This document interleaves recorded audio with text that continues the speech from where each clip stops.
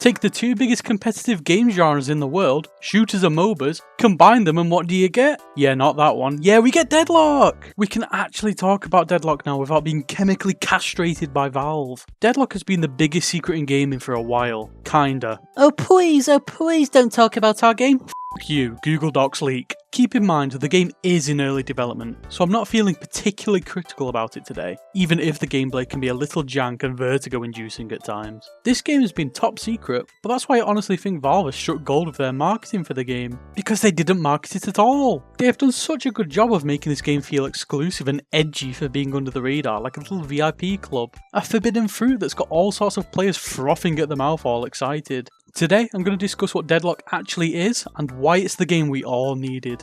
And I'm going to discuss how Deadlock has managed to secure itself longevity and a loyal player base before it's even been announced, due to its sheer creativity and clever decisions. Timestamps are in the description, so feel free to skip around and don't forget to subscribe if you like the video. It helps me know what kind of content you want more of. So what is Deadlock? Skip this part if you know, but it's a third-person shooter MOBA hybrid. That's it. Imagine Smite but actually good. Right, let's keep this brief. If you've played a MOBA, you'll know how to play this game. It's very intuitive. You have 4 lanes, and in each lane you have minions that help you push objectives that progress towards the enemy base. You destroy said base to win the game. You gain XP along the way, buy items and upgrade abilities, all while skirmishing with the enemy trying to defeat their base too. All whilst playing as an ethnically diverse cast of quirky characters, even a walking penis. In layman's terms though, it's like Plants vs Zombies, where the plants trying to stop the zombies from getting to our house. There are a bunch of lanes we need to defend too. What separates Deadlock from most normal MOBAs is its third-person perspective. It uses third-person shooter controls and movement.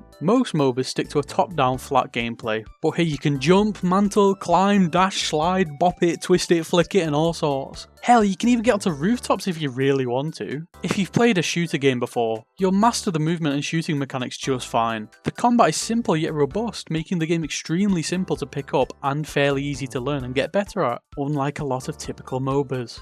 Although it's good to see that bullshit chain CC is an unavoidable feature in all MOBAs, Deadlock being no damn exception. So why has Deadlock just clicked with so many people? Well, like I said, the game is very intuitive. If you've played similar games in both the shooter and MOBA genre, you basically already know how to play. Oh my god, this guy just... What the fuck? What the actual...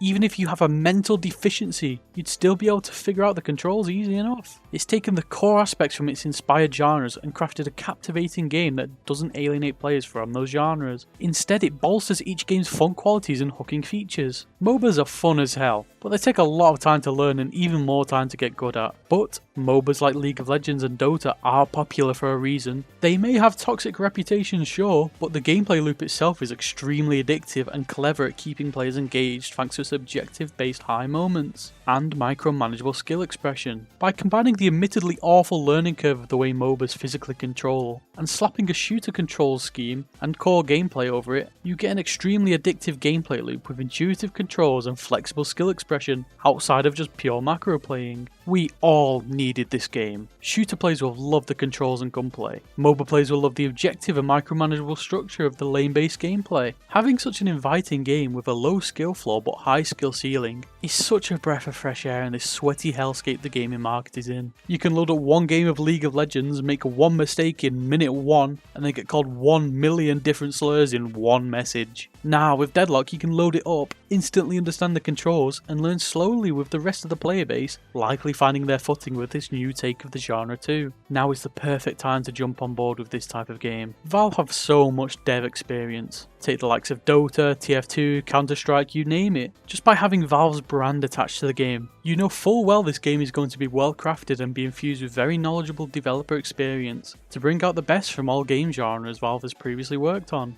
This isn't just a random company making a third-person shooter MOBA. No, it's Valve knowing what works in their masterpiece games and crafting a calculated, careful experience, featuring tried and true gameplay players are just physically conditioned to have enjoyed already, especially from the previous games they would have played. Deadlock has these 4 massive factors securing its success before it's even been properly released. Valve's brand recognition is guaranteed to attract so many players. The core gameplay is also fresh and approachable to multiple types of players from multiple game genres. The learning curve is extremely easy. And finally, the skill ceiling is extremely high, allowing for dedicated player base to form and bring out the highs the gameplay has to offer, thanks to the tried and true gameplay features Valve has carefully crafted into this new experience. All of these factors make Deadlock stand out as an exceptionally well thought out addition to Valve's catalogue of already famous games, and I can't wait for you all to try it too. Thanks guys, and goodbye.